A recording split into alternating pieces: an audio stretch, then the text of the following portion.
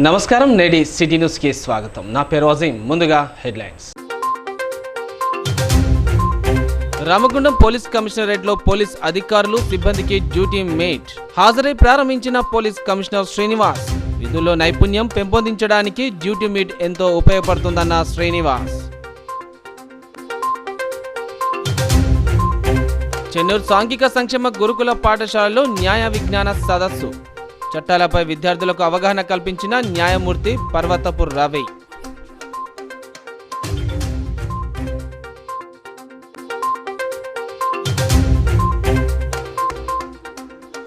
బెల్లంపల్లి పట్టణంలో నిర్మించిన కూరగాయల మార్కెట్ను ప్రారంభించిన Peddapalli MP, Bellampalli MLA.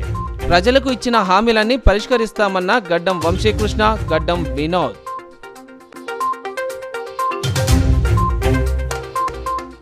Chennur dumping యార్డులో లక్షలు పోసి ఏర్పాటు చేసిన చెత్తశుద్ధి ప్లాంట్ నిరుపయోగంగా మారడంతో వృధా అయిపోతున్న ప్రభుత్వ నిధులు.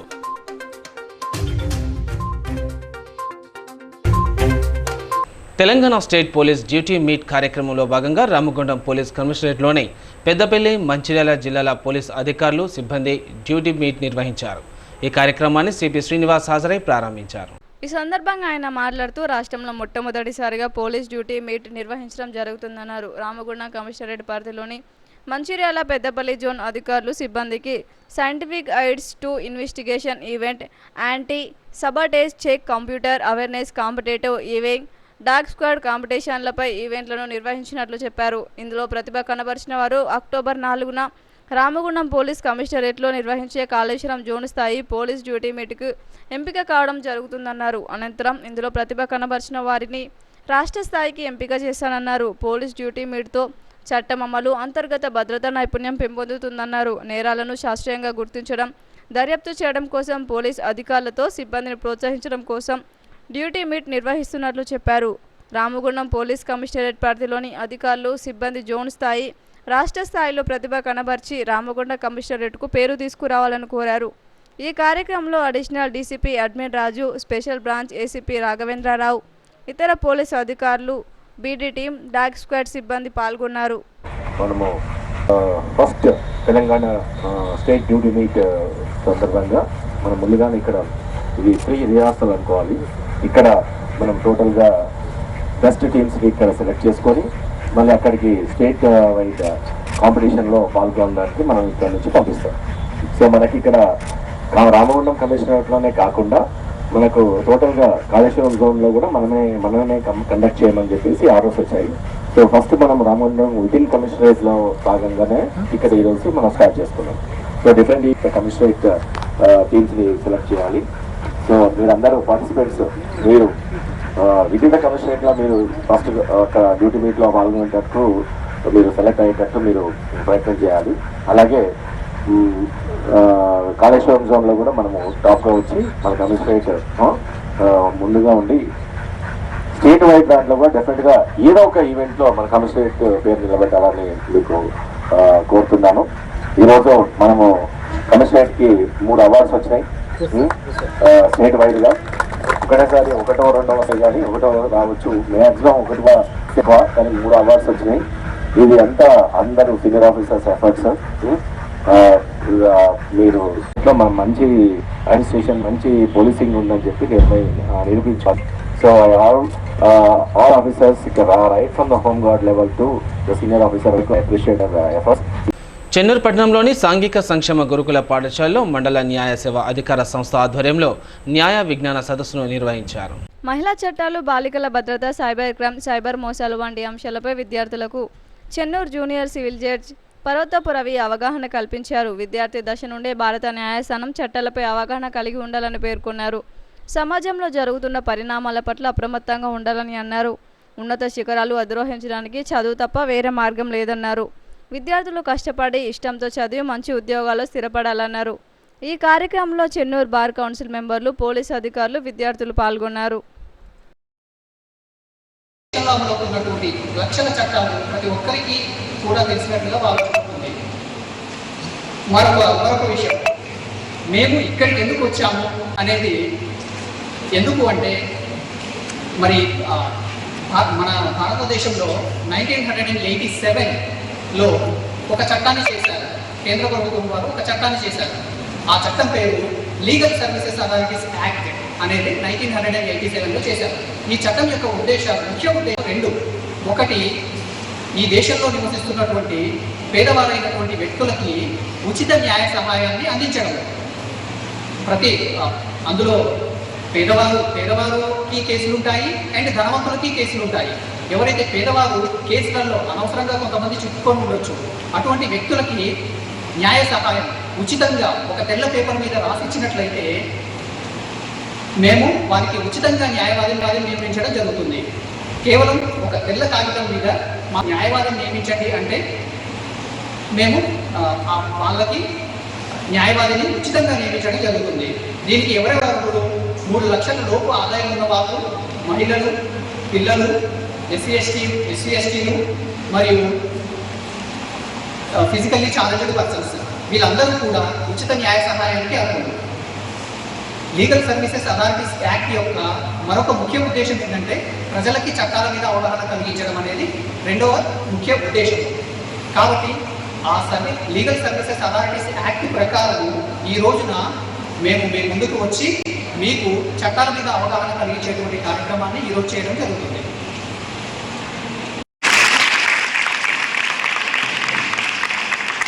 ఈ సాయంత్రం పూట మిమ్మల్ని ఇబ్బంది ఎందుకు పెడుతున్నాము అంటే, మాకు ప్రతి నెల కూడా మేము లీగల్ లిటరసీ క్యాంప్స్ కండక్ట్ చేయాలి. ఈ లీగల్ లిటరసీ క్యాంప్స్ అంటే ఏంటంటే ప్రజలకి చట్టాల మీద అవగాహన కల్పించే లీగల్ లిటరసీ క్యాంప్స్ అంటే న్యాయ విజ్ఞాన సదస్సు అంటే ప్రజలకి చట్టాల మీద అవగాహన కలిగించేటువంటి కార్యక్రమం. జనరల్గా ఎవరైనా కూడా చట్టాలు అనగానే అవి కేవలం న్యాయవాదులకు సంబంధించినవి, లేకపోతే జడ్జెస్కి సంబంధించినవి, లేకపోతే పోలీస్ వారికి సంబంధించినవి, లేక ఎవరి మీద అయితే కేసెస్ ఉంటాయో వారికి మాత్రమే సంబంధించినవి అని ఒక తప్పుడు అవగాహన ఉంటుంది. కానీ ఈ చట్టాలు ప్రజలందరూ కూడా తెలుసుకోవాల్సిన అవసరం ఉంది. ఎందుకు అంటే ఒక మనిషి తన తల్లి గర్భంలో ఉన్నప్పటి నుంచి భూగర్భంలోకి వెళ్ళేంత వరకు కూడా ఈ చట్టాలు ఆ మనిషి మీద ప్రభావాన్ని చూపిస్తాయి. అవునా కాదా?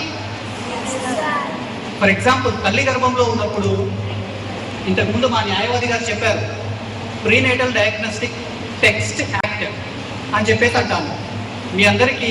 మీరందరూ వినుంటారు.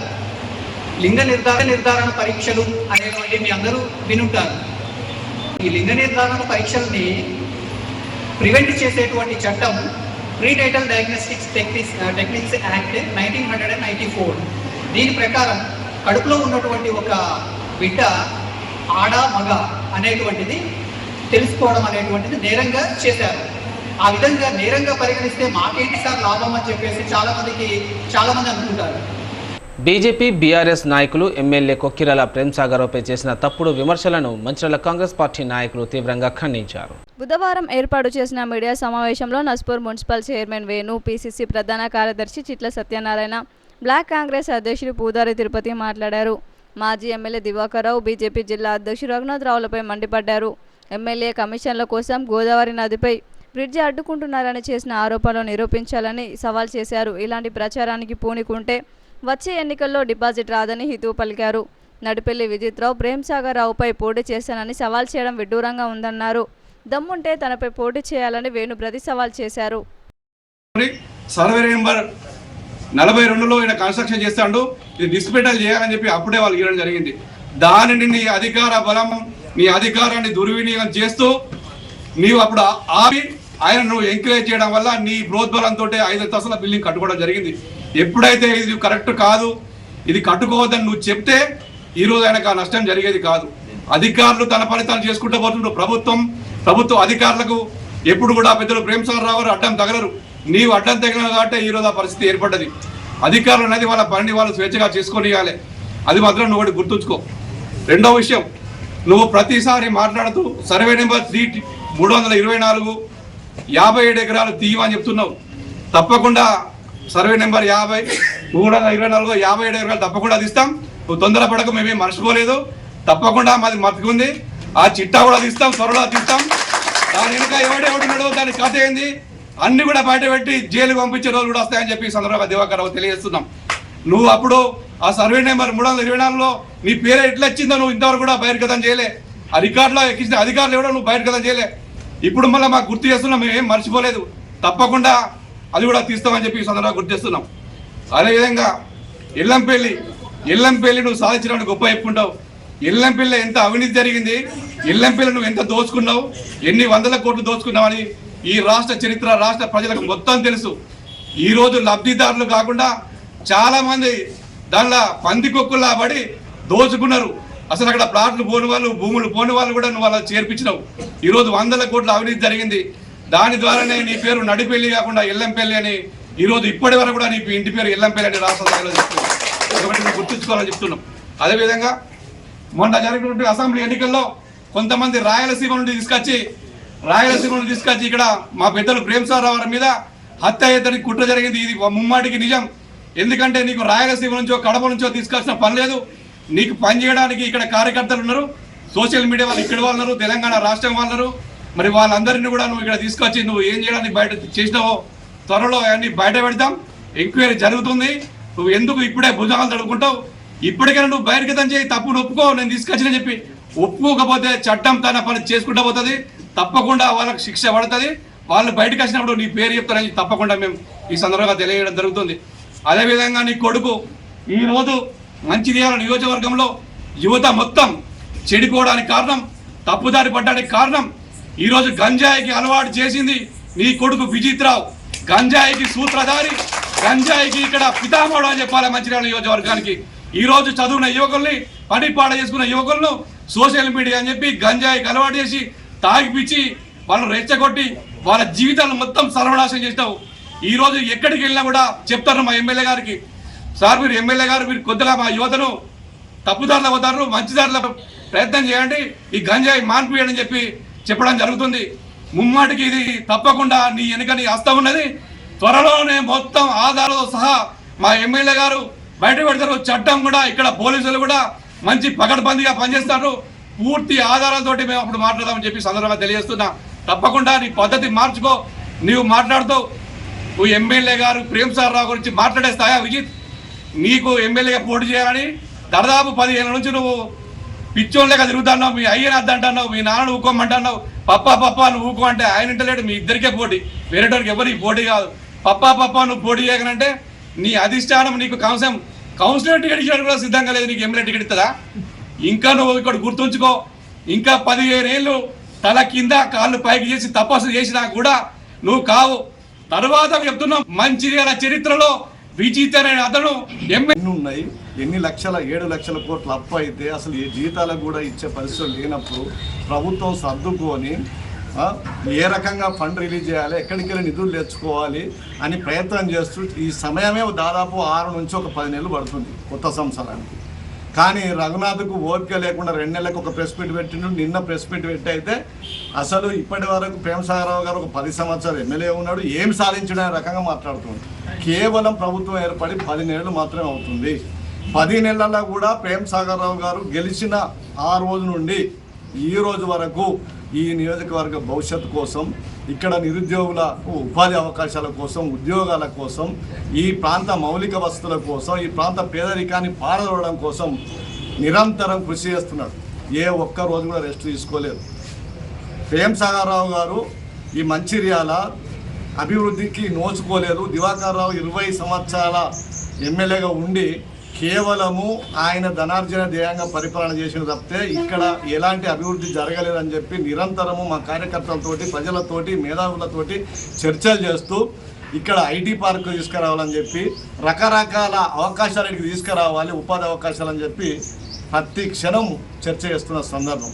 కానీ ఓపిక లేని రఘునాథ్ విమర్శించాడు.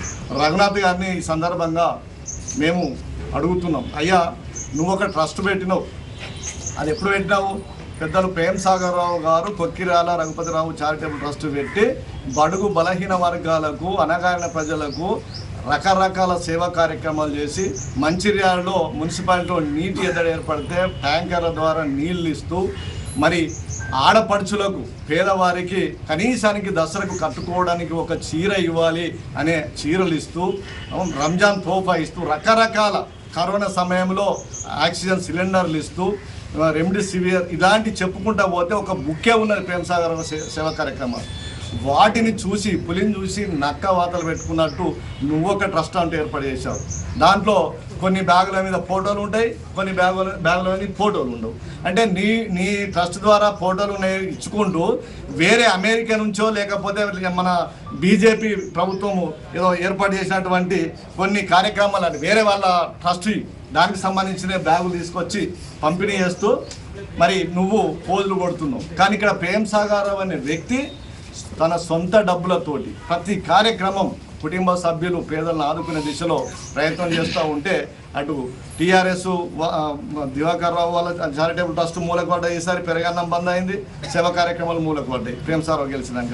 నువ్వు కూడా మొన్న పెరగన్నం కానీ సేవా కార్యక్రమాలు మూలకు పెట్టేసినావు. అంటే కేవలం మీకు పదవులు ఇంపార్టెంట్.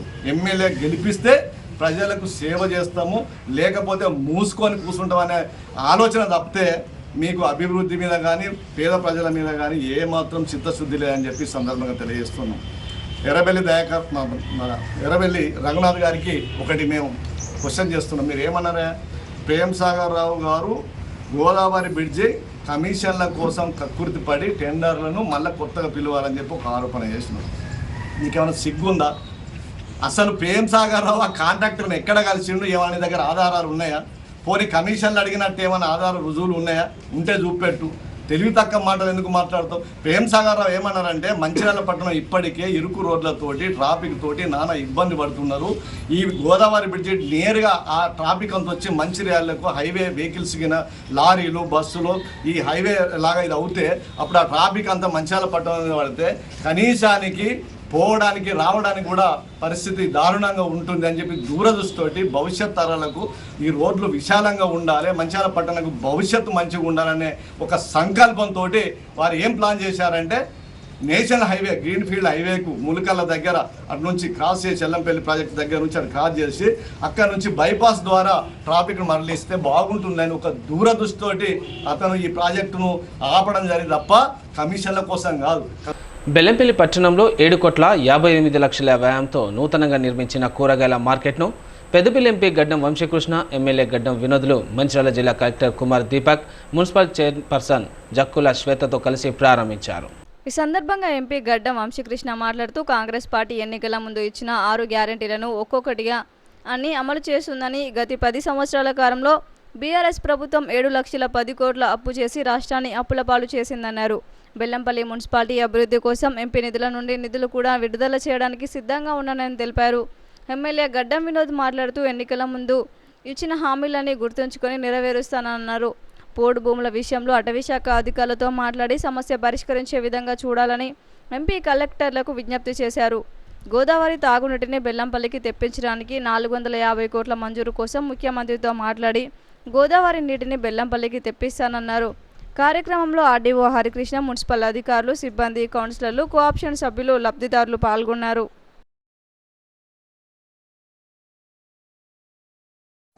ఒక ముఖ్యమైన అంశం మార్కెట్ లేదు, సరైన ఏర్పాటు లేదు, ఖచ్చితంగా మార్కెట్ కావాలి మాకు బెల్లంపల్లి ప్రజల కోసం అని చెప్పి చాలామంది అప్పుడు కోరడం జరిగింది.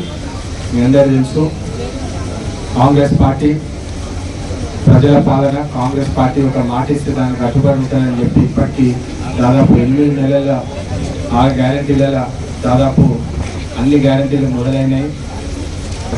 రాష్ట్రము ఎన్ని ఇబ్బందులు పడ్డా గత 10 సంవత్సరాలు మీ అందరూ తెలుసు ఆర్థికంగా చాలా ఇబ్బందులు పడ్డాయి.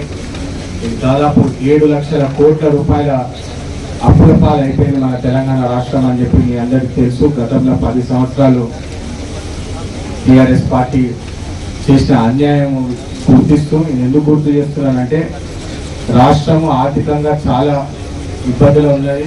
ఇబ్బందులు ఉన్నప్పటికీ కూడా ప్రజలకు మాట ఇచ్చినాము, ఖచ్చితంగా చేసి తీరుతామని చెప్పి ఈరోజు ఈ మార్కెట్ వెజిటబుల్ మార్కెట్ ఓపెనింగ్కి రావడం చాలా ఆనందంగా ఉన్నది. ఎందుకంటే ఇప్పుడే కలెక్టర్ గారు కూడా చెప్తుండే మెయిన్ రోడ్ మీద చాలా కష్టాలు ఉండే, ట్రాఫిక్ పాయింట్ ఆఫ్ వ్యూ మళ్ళీ ఇక్కడ కూరగాయల స్టాల్స్ పాయింట్ ఆఫ్ వ్యూలో కూడా చాలా ఇబ్బందికరంగా ఉన్నాయని చెప్పి స్పెషల్గా 7.5 కోట్లు పెట్టి ఇంత మంచి ఫెసిలిటీ చేయడము చాలా ఐ థింక్ వినోద్ గారికి ఎమ్మెల్యే గారికి నా హృదయపూర్వక శుభాకాంక్షలు. బెల్లంపల్లి ప్రజలందరికీ నా హృదయపూర్వక శుభాకాంక్షలు. ఎందుకంటే ఏదైనా పని తీసుకోవాలన్నా దాంట్లో చాలా ఇబ్బందులు ఉంటాయి. మీ అందరికీ తెలుసు. ఇంట్లో కూడా ఎన్ని కష్టాలున్నా కుటుంబం బాగుండాలి, ప్రజలు బాగుండాలని చెప్పి ఈరోజు మార్కెట్లో దాదాపు 108 మందికి 108 కుటుంబాలకి 46 ఎక్కువ. సో 150 వ్యాపారస్తులకు ఈ వెజిటబుల్ మార్కెట్ సహకరిస్తుందని చెప్పి చాలా ఆనందంగా ఈరోజు మీ అందరి ముందు ఓపెనింగ్ సెరమనీ చేయడం చాలా ఆనందంగా ఉన్నది. దీంతో పాటు గతంలో కూడా విశాఖ చారిటబుల్ ట్రస్ట్ ద్వారా నేను చిరు వ్యాపారులకు సోలార్ తోపుడు బండ్లు కూడా ఇవ్వడం జరిగింది. దాన్ని గుర్తు చేస్తూ ఇక్కడ కూడా ఇంకేమైనా మీకు ఇప్పుడే చైర్మన్ గారు కూడా చెప్తున్నారు, ఎంపీ ల్యాడ్స్ నుంచి కూడా 20 షటర్లు కూడా ఉన్నాయంట. ఈ ఎంపీ ల్యాడ్స్ నుంచి కూడా ఏమైనా సహకారం చేయాలని ఖచ్చితంగా వినోద్ గారికి, బెల్లంపల్లి ప్రజలకు ఖచ్చితంగా ఎంపీ ల్యాడ్స్ నుంచి ఏమి నా సహకారం ఏం చేయొచ్చో దాన్ని ఖచ్చితంగా చేస్తామని మళ్ళొకసారి చెప్తూ అందరికీ శుభాకాంక్షలు. కాన్స్టిట్యున్సీలో కొత్తగా వచ్చినప్పుడు దానికి ప్రజలు అంగీకరిస్తూ మా కాంగ్రెస్ పార్టీ తీసుకున్న ప్రతి ఒక్క డెవలప్మెంట్ ప్రోగ్రాంలో ప్రత్యేకంగా అధికారులు మాతో కోఆపరేట్ చేసినందుకు మాకు పేరున ధన్యవాదాలు చెప్తున్నాం. ఇంకా మనం అందరం కలిసికట్టి కలెక్టర్ గారు మీ స్టాఫ్ని కూడా ఏదైనా చిన్న ఇష్యూస్ ఉన్నా కూడా దాన్ని దూరం చేసుకొని అందరినీ కలుపుకొని తీసుకుపోయినకి నేను మా వంశీపేట కూడా మేము కోఆపరేట్ చేసే కార్యక్రమాన్ని పెట్టుకున్నాం. ఇక్కడున్న అధికారులకు కూడా నేను సజెస్ట్ చేస్తున్నాను, ప్రజలకు ఏమి ఇబ్బంది కాకుండా ఇప్పుడు ఉన్నాయి ఈ ఏరియాస్ కవర్ అయ్యేది ఇప్పుడు ఈ 33 kV సబ్స్టేషన్తో హౌసింగ్ బోర్డ్, క్యాల్టెక్స్, పెద్దన్నపల్లి, సోమగూడెం, పాత బెల్లంపల్లి, రగడంబాల బస్తీ, అశోక్ నగర్, సుభాష్ నగర్, ఇంగ్లాండ్ 2, 65 DP, శాంతిగని, ఆకనపల్లి, లింగాపూర్, బుచ్చయ్యపల్లి, దుబ్బగూడెం. ఆకనపల్లి అంటే ఇక్కడి నుంచి ఎంత దూరం 20 కిలోమీటర్లు. అంటే ఇంత పెద్ద ఎత్తున సప్లై కూడా దీనికి క్రియేట్ చేసినందుకు మళ్ళొక్కసారి మీ అందరికీ కంగ్రాచులేట్ చేస్తున్నాండి. ఇట్లనే మొత్తం బెల్లంపల్లిలో కూడా ఇంకా ఏదైతే షార్టేజ్ ఉంటుందో నేను వచ్చి దాన్ని ఇనాగ్రేట్ చేస్తాను. జనాలకు ఇబ్బంది కాకుండా మీరు పవర్ సప్లై చేయండి. ఇప్పుడే సింగరేణి సోదరులకు కూడా చెప్పినట్టు ఎలక్ట్రిసిటీ డిపార్ట్మెంట్ కూడా వాళ్ళు కోఆర్డినేట్ చేస్తున్నారు. సింగరేణి సోదరులకు పవర్ కట్ గురించి 2 కనెక్షన్స్ ఉంటే 31 జనవరి వరకు వాళ్ళకి టైం ఇప్పించిన మా సూర్యబాబు ఇంకా రాజమౌళి గారు ఇద్దరు కలిసి కట్టి జీఎం గారితో పర్మిషన్ తీసుకున్నాం. ఇది ఫ్యూచర్లో ఉంటుంది. మీరు దానికంటే ముందు ఏమేమి రెగ్యులరైజ్ చేసుకోవాలో నేను ప్రజలందరికీ కోరుకుంటున్నాను. సూర్యబాబు గారు మీ రెస్పాన్సిబిలిటీ. ఇక మీరు 31 జనవరి లోపల మీరు కంప్లీట్ చేయలేదనుకో వాళ్ళు ఎవరు తీసుకున్న యాక్షన్ తీసుకుంటారుగా మాకు జిమ్మేదారు పెట్టు. ఓకేనా? That is your personal responsibility. ఇవన్నీ దృష్టిలో పెట్టుకొని మీరందరూ వచ్చినందుకు మళ్ళీ ఒకసారి ధన్యవాదాలు చెప్పు. ప్రింట్ ఎలక్ట్రానిక్ మీడియా వాళ్ళకి, అధికారులకి, ప్రోగ్రామ్స్తో వచ్చిన అందరికీ నమస్కారం. సో ఈరోజు మనం బెల్లంపల్లిలో 33/11 kVకి సబ్ స్టేషన్ పెద్దపల్లి ఎంపీ గారి చేతి మీద వీళ్ళు బెల్లంపల్లి ఎమ్మెల్యే గారి చేతి మీద ప్రారంభం అయింది. అంటే ఈ సబ్ స్టేషన్ ఎందుకు మనం చేస్తున్నాము అంటే క్వాలిటీ ఆఫ్ ఎలక్ట్రిసిటీ మనం ఇంప్రూవ్ చేయాల్సింది. సో ఈ సబ్ స్టేషన్ నుంచి మనకి లాభం ఏమి వస్తుంది, మనకి ఎలక్ట్రిసిటీ లాస్ తక్కువ అవుతుంది. మన హై వోల్టేజ్లో ఎలక్ట్రిసిటీ తీసుకువస్తాము, దానికి ఎలక్ట్రిసిటీ ట్రాన్స్పోర్టేషన్ కాస్ట్ తక్కువ అవుతుంది, లాసెస్ తక్కువ అవుతుంది. దాని తర్వాత ఇక్కడ లో వోల్టేజ్ చేసేసి మళ్ళీ క్వాలిటీ ఎలక్ట్రిసిటీ సప్లై ఈ దాదాపు 14 ఏరియాకి మనం సప్లై చేయగలుగుతాము. దాని నుంచి హై వోల్టేజ్, లో వోల్టేజ్కి అట్లా ప్రాబ్లం వస్తున్నాయి, దానికి సంబంధించిన కూడా మన ఇష్యూ సార్ట్ అవుట్ అవుతుంది. ఇంకా ఎలక్ట్రిసిటీ లాసెస్ తక్కువ, ట్రాన్స్మిషన్ అండ్ డిస్ట్రిబ్యూషన్ లాసెస్ తక్కువ అవుతుంది. అంటే మనం ఎక్కువ టైం ఎలక్ట్రిసిటీ ఇవ్వగలుగుతాం. సో దానికోసం మేము ఉచిత 200 యూనిట్స్ వరకు ఉచిత విద్యుత్ మనం ఏమైనా ఇస్తున్నాము. దానికి కూడా ఈ సబ్ స్టేషన్ నుంచి యూజ్ వస్తుంది. అండ్ దాని నుంచి కూడా మనకి ఏమైనా సేవింగ్స్ వస్తుంది, దానికి కూడా గవర్నమెంట్కి హెల్ప్ అవుతుంది. అండ్ ఈ ఏరియా ఉన్న అందరూ ప్రజలకి కూడా క్వాలిటీ ఎలక్ట్రిసిటీ 24 hours సప్లై చేయగలుగుతాము. దాని నుంచి కూడా చాలా సంతోషం. ఈ ఏరియా వాళ్ళందరికీ శుభాకాంక్షలు. సింగరేణికి వచ్చిన వాస్తవ లాభాల నుండి కార్మికులకు 33% వాటాను చెల్లించాలని డిమాండ్ చేస్తూ బుధవారం సాయంత్రం తెలంగాణ బొగ్గు గని కార్మిక సంఘం నాయకులు కార్మికులు ధర్నా నిర్వహించారు. టీబీజీకే శ్రీరాంపూర్ ఏరియా ఉపాధ్యక్షుడు పెట్టం లక్ష్మణ్ ఆధ్వర్యంలో నాయకులు కార్మికులు జీఎం ఆఫీస్ వద్దకు చేరుకొని ఆందోళనకు దిగారు. లాభాల వాటా చెల్లింపులో ప్రభుత్వం కార్మికులకు అన్యాయం చేసిందంటూ పెద్ద ఎత్తున నినాదాలు చేశారు. అనంతరం టీబీజీకేఎస్కు వినతి పత్రం అందజేశారు. ఈ సందర్భంగా పెట్టం లక్ష్మణ్ మాట్లాడుతూ ప్రభుత్వం సింగరేణి కార్మికులకు 33% లాభాల వాటాను ప్రకటించి కేవలం 16% మాత్రమే లాభాల్లో నుండి వాటాను కార్మికులకు చెల్లిస్తూ శ్రమ దోపిడీకి గురి చేసిందని ఆరోపించాడు. 2023-24 ఆర్థిక సంవత్సరంలో సింగరేణికి 4,701 కోట్ల లాభాలు వచ్చినట్లు యాజమాన్యం ప్రకటించిందని, వాస్తవ లాభాల నుండి దాదాపు 1,551 కోట్లు సింగరేణికి ఇవ్వాల్సి ఉండగా కేవలం 796 కోట్లు చెల్లిస్తూ అన్యాయం చేసిందన్నారు. 33% చెల్లిస్తున్నట్లు ప్రకటించి అంకెల గారడీతో 16.9% లాభాల వాటా చెల్లించడం జరుగుతుందన్నారు. దీంతో 3 లక్షలకు పైగా వాటా రావాల్సిన ఒక్కో కార్మికుడికి 1,90,000 మాత్రమే లభిస్తుందన్నారు. కార్మికులకు జరుగుతున్న అన్యాయంపై యూనియన్ ఆధ్వర్యంలో దశల వారీగా నిరసన ఆందోళన కార్యక్రమాలకు శ్రీకారం చుట్టినట్లు ఆయన తెలిపారు. ఈ కార్యక్రమంలో నాయకులు పాండుగంటి సత్తయ్య, పొగాకు రమేష్, సాదుల భాస్కర్, గొర్ల సంతోష్, కుర్మ వికాస్, బిరుదు శ్రీనివాస్, బోడగుంట తిరుపతి, బత్తుల రాజేశం, సల్మాన్, సదానందం, వెంకన్న, పాదం శ్రీనివాస్, మారం శ్రీనివాస్, మేడం తిరుపతి, చిప్ప రమేష్, తురం శ్రీకాంత్, కార్తిక్, మల్లికార్జున్ తదితరులు పాల్గొన్నారు. కంపెనీ అభివృద్ధికి చెల్లించడం వాటాగా ఉపయోగించుకోవడం జరుగుతుందని తెలియడం జరిగింది. కానీ ప్రతి సంవత్సరం ఇంత క్రితము బీఆర్ఎస్ ప్రభుత్వం ఉన్నప్పుడు, తెలంగాణ బొగ్గు కార్మిక సంఘం రికగ్నైజ్ యూనియన్గా ఉన్నప్పుడు ఎప్పుడు కూడా వాస్తవ లాభాల వాటా పైననే 33% వాటా ఇవ్వడం జరిగింది. 22-23 సంవత్సరంలో 2,222 కోట్లు లాభాలు వస్తే దాని మీద 132% మనకు 32% లాభాలు ప్రకటించడం జరిగింది.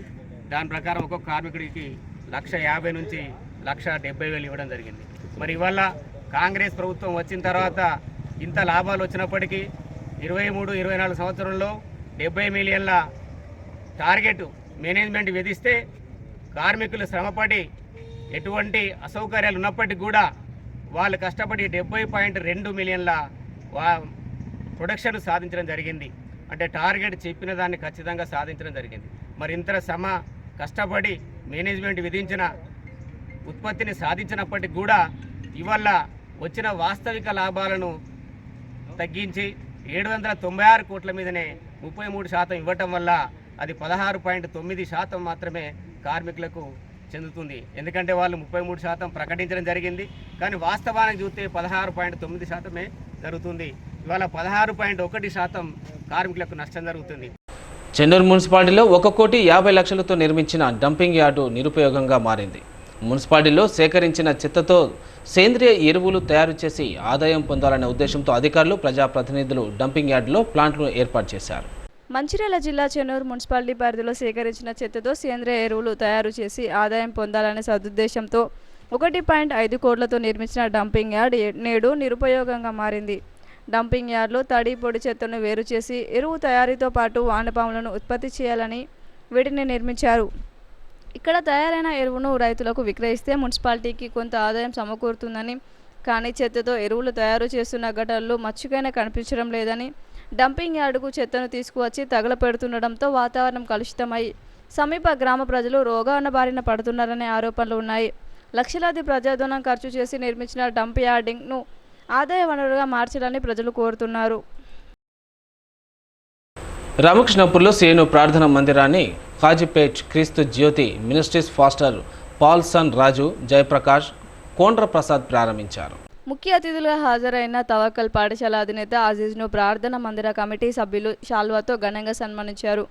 అనంతరం పరలోకంలో ఉన్న యేసు ప్రభువును ఆరాధిస్తూ వచ్చిన భక్తులకు ప్రవచనాలను చెప్పారు. ఫాస్టర్లు భక్తులను ఉద్దేశిస్తూ పలు యేసు వాక్యాలను వివరించారు.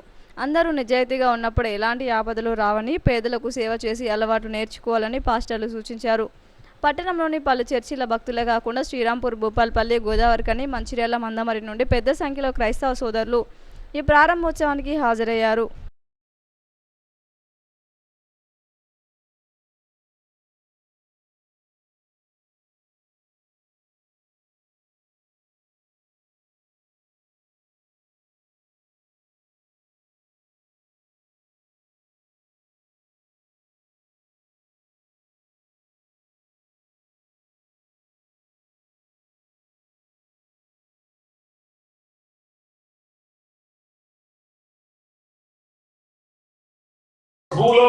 దేవుని మందిరం.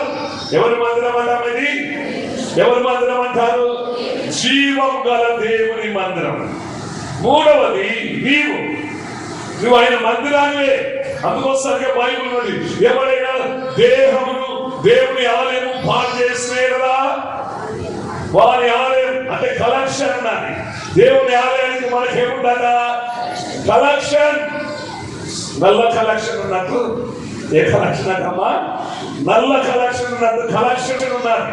అంటే ఎవరైనా దేవుని ఆలయం పాడు చేస్తే వారి ఆలయం పాడెందుకంటే మనం పాడు చేసుకోవద్దు మన దేహం. నాలుగోది మన ఇల్లు. ఎవరట? ఈ 4 స్థలాల్లో దేవుడు ఎప్పటికీ మనతో ఉంటాడు. ప్రియమైన దేవుని పిల్లలారా, కనుక మన దేహాన్ని ఎలా ఉంచుకోవాలంటే ఎప్పటికప్పటికి కడగబడాలంట. దేవుని స్తోత్రం కాదు, శుభ్రంగా ఉంచుకోవాలి. ఒక డాక్టర్ భోజనాన్ని చూశాడు నన్ను.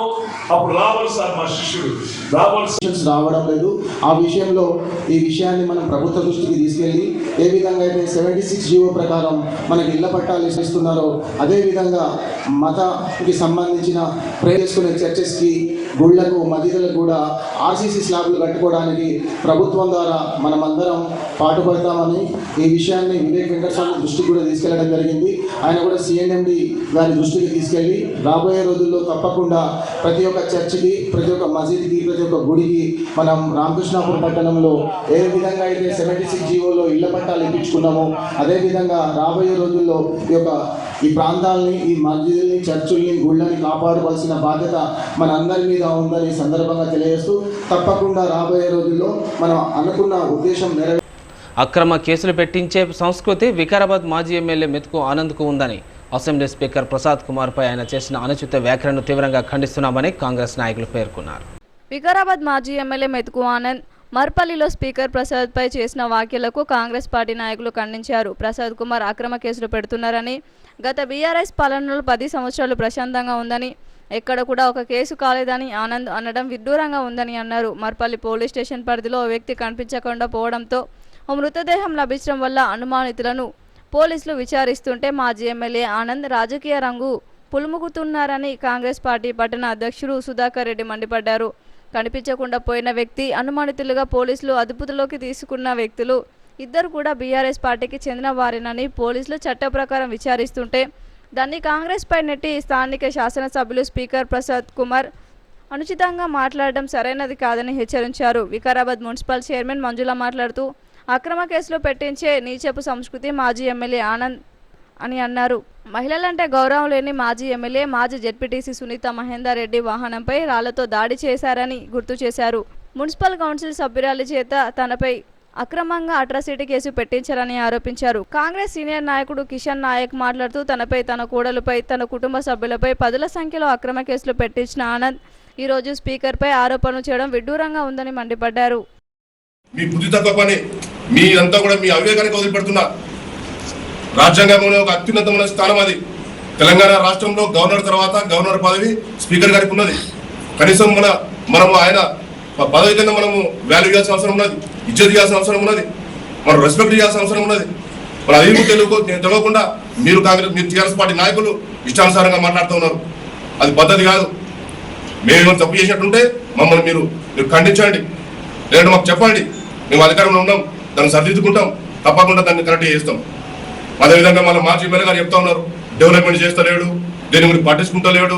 మరి ఎంతో మంది బీఆర్ఎస్ పార్టీ నుంచి కాంగ్రెస్ పార్టీలోకి పోయినరు, వాళ్ళు తీస్తలేడు, రద్దు చేస్తలేడు వాళ్ళ పదవిని అని చెప్పి. అదంతా కూడా రాజ్యాంగబద్ధంగా ఉంటుంది. నువ్వు ఓడిపోయిన ఎమ్మెల్యే 5 సంవత్సరాల లీడరు, నువ్వు చెప్తే మేము వింటామా? నువ్వు చెప్తే స్పీకర్ గారు ఉంటారా? నువ్వు రాసినావా రాజ్యాంగం? ఆ రోజు అంబేద్కర్ గారు రాశారు, ప్రతి ఒక్కరికి కూడా అవకాశాలు ఇచ్చారు. ఈరోజు ఎవరిని రద్దు చేయాలి, ఎవరిని ఉంచుకోవాలి అంటే స్పీకర్ గారు నిర్ణయిస్తారు, మా ముఖ్యమంత్రి గారు నిర్ణయిస్తారు. నువ్వేందా మాకు చెప్పేది? నువ్వు చెప్తే ఈ స్థాయిలో మేము ఉన్నామా ఈరోజు? కాబట్టి దయచేసి మీ అందరూ కూడా చెప్తా ఉన్నా, మాజీ ఎమ్మెల్యే మెతుకు ఆనంద్ గారు, ఖబర్దార్ బిడ్డ, మీ సంగతి చూస్తాం, మళ్ళీ ఒకసారి మా స్పీకర్ గారి నుంచి మాట్లాడితే నీ నాలుక చూద్దాం అని చెప్పి ఈరోజు సౌన్యంగా. హక్కులేదు నీకు, దళితుల గురించి మాట్లాడే హక్కు లేదు, డెవలప్మెంట్ గురించి మాట్లాడే హక్కు లేదు. మా గవర్నమెంట్ లో రేవంత్ రెడ్డి గారి నాయకత్వంలో, ఇక్కడ ప్రసాద్ కుమార్ గారి నాయకత్వంలో మా వికారాబాద్ పట్టణానికి అందంగా తీర్చిదిద్దడానికి సహాయశక్తుల ప్రయత్నం చేస్తున్నాం. నిన్ననే ఢిల్లీలో నీవు సిగ్గుంటానే నీవు ఇక్కడ మాట్లాడుతున్నావు, ఆయన పైసల కొరగా క్యానిక పోతున్నావు. నీవేమో ఇక్కడ పైసలు ఎన్ని వస్తారంటే పర్సెంటేజ్ మాట్లాడుకుంటుంటివి. మొత్తం పర్సెంటేజ్ నీ ఇంటికి రావాలి. నీ ఎంబడి కష్టపడడానికి ఒక్కరు కూడా నీవు గుర్తే లేదు నీకు. పోతివాడ ఇస్లాం మీద కూర్చుంటివి తింటివి. నీకు రామచంద్ర రెడ్డి గానే వడకపోయా, నరోత్తమ రెడ్డి గానే వడకపోయా, కొండరెడ్డి గానే వడకపోయా. నీకు చేసిన వాళ్ళు ఎవ్వరు కనబడకపోయి పోయి ఇంకా ఏం చేస్తావని వస్తావు నువ్వు కలలు కంటున్నావు. ఇంకా వాళ్ళు నీకు ముందర చేసిన వాళ్ళు కూడా అంతా వాళ్ళు చేసే కష్టం కూడా వ్యక్తం అవుతుంది. మంచి ఇంకో వేరే నాయకుడిని చూసుకోండి అయ్యా. కార్యకర్తలు మీరు మారాక ఆయనతో ఆయన వెంబడుకుంటే వేస్ట్. ఇది మళ్ళీ ఈ 5 ఏళ్ళు పోరాడితే ఎవరైనా మంచోడు వస్తారని అనుకుంటున్నాం, కానీ అది వేస్ట్. రాండి, మీరు కూడా కాంగ్రెస్ పార్టీలోకి రాండి. ఇలా డెవలప్ అయితే మనం సంవత్సరం నుంచి చాలా ప్రశాంతంగా గడుస్తూ ఉంది బీఆర్ఎస్ ప్రభుత్వంగా. సరే, ఆ 4 సంవత్సరాలు తిక్క నాకు తెలీదు. 5 సంవత్సరాలు అంటే ఎప్పుడైతే నేను చైర్పర్సన్ అయినానో అప్పటి నుంచి అయితే నేను చూసినా కదా. అంత నియోజకవర్గంకి పక్కన పెట్టింది మన వికారాబాద్ టౌన్ లో యాజ్ అ మున్సిపల్ చైర్పర్సన్ నేను ఎన్ని ఇబ్బందులు ఎదుర్కొన్నా అనేది ప్రతి ఒక్కరికి తెలిసిన ఇష్యూ చేయొద్దు అని చెప్పేసి నేను ఎప్పుడు కూడా మీడియా ముందరికి రాలే. ఎవరిని కూడా నేను బ్లేమ్ చేయలే. ఎందుకంటే మనం ఏం మాట్లాడతామో వచ్చే తరాలకు కూడా మనం మెసేజ్ అదే పోతుంది. మీరు అంతా ఎట్లా మాట్లాడుతున్నారంటే నిన్న నేను దాని గురించి నా 4 సంవత్సరాలలో ఏమైంది అనే దాని గురించి చెప్పాలంటే సాయంత్రం కాదు రేపు పొద్దున వరకనే మాట్లాడవచ్చు. కానీ అది కాదు ఇష్యూ. మనం ఏం మాట్లాడాలి, ఒక మెసేజ్, ఒక మంచి బాధ్యతాయుతమైన పోస్ట్ లో ఉన్నప్పుడు మనం ఎట్లా మాట్లాడాలి. స్పీకర్ గారిని నువ్వు అనడము, ఆయనకు సంబంధమే లేని ఒక ఇష్యూలో ఆయనను లాగి ఇది మాట్లాడడం అనేది ఎంతవరకు కష్టం తెలియదు. నా గవర్నమెంట్ లో నేను ఎమ్మెల్యే ఉన్నప్పుడు ఒక్కరి మీద కూడా కేసులు ఉంటాయి అని అంటున్నాను. వీళ్ళందరూ ప్రూఫ్ తో సహా కేసులు చూపించింది. నేనండి ఒక మీటింగ్ లో, మున్సిపల్ మీటింగ్ లో ఒక లేడీ కౌన్సిలర్ చేతుల నుంచి మైక్ తీసుకునేందుకు నా మీద ఎస్సీ అట్రాసిటీ కేసు పెడతారా? అంటే ఒక మహిళ కదా, అంటే మహిళలు అంటే అసలు ఎవరికి గౌరవం ఉంది మీకు? కానీ ఎందుకంటే మున్సిపల్ చైర్పర్సన్ అంటే గౌరవం లేదు. అండ్ అమ్మ జిల్లా పరిషత్ చైర్మన్ సునీతమ్మ మీద, ఆమె మీద ఎంత దాడి చేయించిందో అందరికీ తెలిసిందే. సిటీ న్యూస్ ముగించే ముందు హెడ్లైన్స్ మరోసారి. రామగుండం పోలీస్ కమిషనరేట్లో పోలీస్ అధికారులు సిబ్బందికి డ్యూటీ మేట్. హాజరై ప్రారంభించిన పోలీస్ కమిషనర్ శ్రీనివాస్. విధుల్లో నైపుణ్యం పెంపొందించడానికి డ్యూటీ మీట్ ఎంతో ఉపయోగపడుతుందన్న శ్రీనివాస్. చెన్నూరు సాంఘిక సంక్షేమ గురుకుల పాఠశాలలో న్యాయ విజ్ఞాన సదస్సు. చట్టాలపై విద్యార్థులకు అవగాహన కల్పించిన న్యాయమూర్తి పర్వతపు రవి.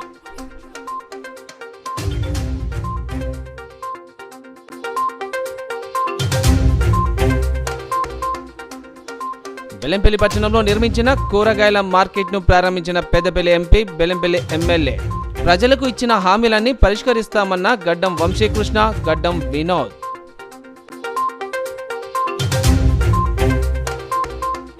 చెన్నూరు డంపింగ్ యార్డులో లక్షలు పోసి ఏర్పాటు చేసిన చెత్తశుద్ధి ప్లాంట్ నిరుపయోగంగా మారడంతో వృధా అయిపోతున్న ప్రభుత్వ నిధులు.